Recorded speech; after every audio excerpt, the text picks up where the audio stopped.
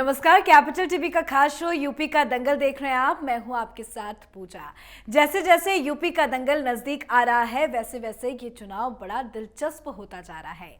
दल बदल का दौर जारी है। समाजवादी पार्टी अपने गठबंधन के फॉर्मूले पर मंथन कर रही है। इसी बीच शिवसेना और टीएमसी भी यूपी के दंगल में कूद पड़ी है।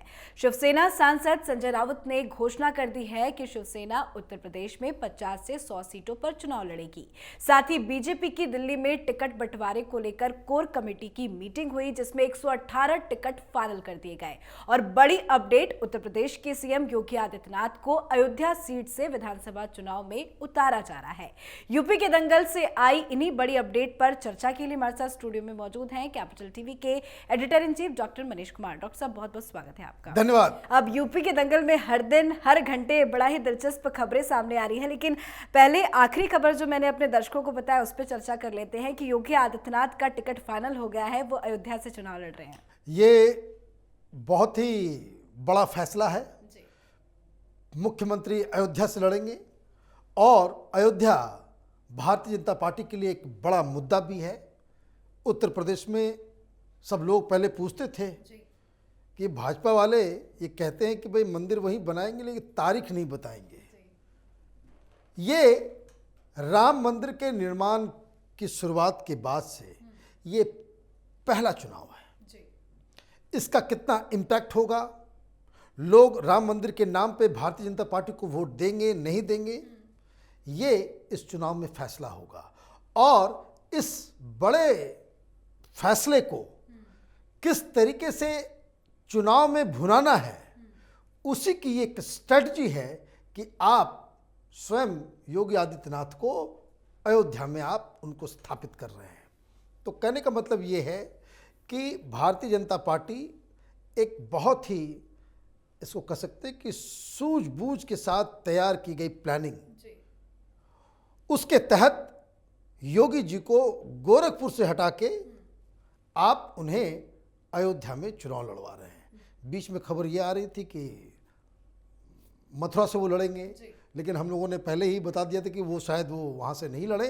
लेकिन जो भी है, ये एक स्ट्रेटजिक फैसला है और इसका फ़ायदा पूर्वांचल में और ख़ास करके उस जो अवध का जो क्षेत्र है उसमें बहुत ज़्यादा फ़ायदा भारतीय जनता पार्टी को इस वजह से होगा। अगर अब बात करें शिवसेना और टीएमसी की, तो वो भी यूपी के दंगल में कूद पड़े हैं। संजय राउत ने ये ऐलान किया है कि वो 50 से 100 सीटों पर यूपी का चुनाव लड़ेंगे। एक कहावत है कि बेगानी शादी में अब्दुल्ला दीवाना। भाई शिवसेना का क्या लेना देना यूपी से, लेकिन क्यों लड़ रहे हैं और ये घोषणा कहाँ कब कैसे हो रही है। अचानक से 3 पार्टियों ने ये फैसला सुनाया कि वो समाजवादी पार्टी के साथ है। वो 3 पार्टियां हैं शिवसेना, एनसीपी और ममता बनर्जी। ममता बनर्जी के भी उम्मीदवार समाजवादी पार्टी के गठबंधन में रहेंगे। एनसीपी का भी उम्मीदवार समाजवादी गठबंधन में, और शिवसेना ने अलग से ऐलान किया है कि वो 100 सीटों तक, 50 से 100, अब पता नहीं ये किस तरह की प्लानिंग है। 50 और 100 में बहुत अंतर होता है, लेकिन ये ऐलान, वैसे शिवसेना को 100 लोग मिल जाएं यूपी में चुनाव लड़ने वाले तो भी बहुत बड़ी बात होगी, लेकिन फिर भी ओवैसी लड़ सकते हैं तो शिवसेना भी लड़ सकती है। लेकिन एक बात कहना पड़ेगा कि तमाम जो लेफ्ट लिबरल कबाल, ये जो वामपंथी मीडिया, ये विपक्षी और साथ ही साथ जो सेकुलरिज्म का ढोल पीटने वाले, ये सारे लोग कहते क्या हैं, भाई ओवैसी जो है वो भारतीय जनता पार्टी को जिताने के लिए चुनाव लड़ता है, भारतीय जनता पार्टी की बी टीम है, वो भारतीय जनता पार्टी के इशारे पे वो करते हैं। वो जैसे बताइए, टिकैत ने क्या कहा था कि भाजपा वाले के चचा जान हैं ओवैसी। तो ये सवाल तो पूछा जाएगा कि उद्धव ठाकरे किसके चचा जान हैं। भाई आपको कुछ लेना देना है नहीं, लेकिन फिर भी आप यूपी में चुनाव लड़ रहे हैं, आपका स्वागत है, लड़ना चाहिए, उसमें कोई ये नहीं है। लेकिन 100 सीटों के ऊपर लड़ जाना, इसकी घोषणा करना, इसका मकसद बिल्कुल साफ है कि ये तमाम लोग योगी आदित्यनाथ और मोदी को यूपी में नेल करना चाहते हैं, उनको पटकनी देना चाहते हैं। शिवसेना जहां भी होगी वो वही भगवा झंडा, वो सारा चीज हिंदू वोट को काटने की जुगत होगी।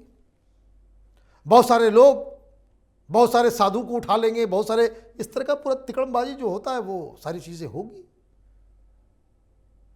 तो हालांकि उनका कोई असर तो नहीं पड़ेगा, लेकिन हिंदू वोटों में डेंट मारने की मंशा साफ साफ नजर आ रही है। लेकिन ये जो दो पार्टियां समाजवादी पार्टी के साथ मिलकर चुनाव लड़ेंगी, उस गठबंधन में शामिल होने वाली हैं, वो एक टीएमसी है और एक एनसीपी है। अब तो लोग पूछेंगे समाजवादी पार्टी से कि भाई बताओ, उत्तर प्रदेश के लोगों को गुंडा कहने वाली ममता बनर्जी, उसके साथ गठबंधन करने की क्या व्यवस्था है? जो पार्टी चुनाव के फौरन बाद तमाम हिंदू परिवारों के साथ अत्याचार में शामिल थी, जहां की पुलिस, जहां की सरकार सैकड़ों हिंदू महिलाओं के साथ रेप की घटना को नजरअंदाज करके, उसको झूठ बता के, जहां लाखों लोगों को अपने घर से भागना पड़ गया जान बचा के हिंदुओं को, क्या वही खेला अखिलेश यादव यूपी में करना चाहते हैं? यह सवाल तो पूछा जाएगा। यह सवाल पूछा जाएगा। अगर आप भ्रष्टाचारियों के साथ हाथ मिलाओगे तो लोग पूछेंगे भाई भ्रष्टाचार के साथ तुम्हारा क्या रिश्ता है? और अगर कोई पार्टी जिसका बैकड्रॉप पिछले 6 महीने में यही रहा हो कि किस तरीके से वहां पे पॉलिटिकल वायलेंस हुआ बंगाल में, तो ये तो एक वेपन भाजपा के हाथ अखिलेश यादव देंगे। टीएमसी का कोई उम्मीदवार यूपी में नहीं जीत सकता।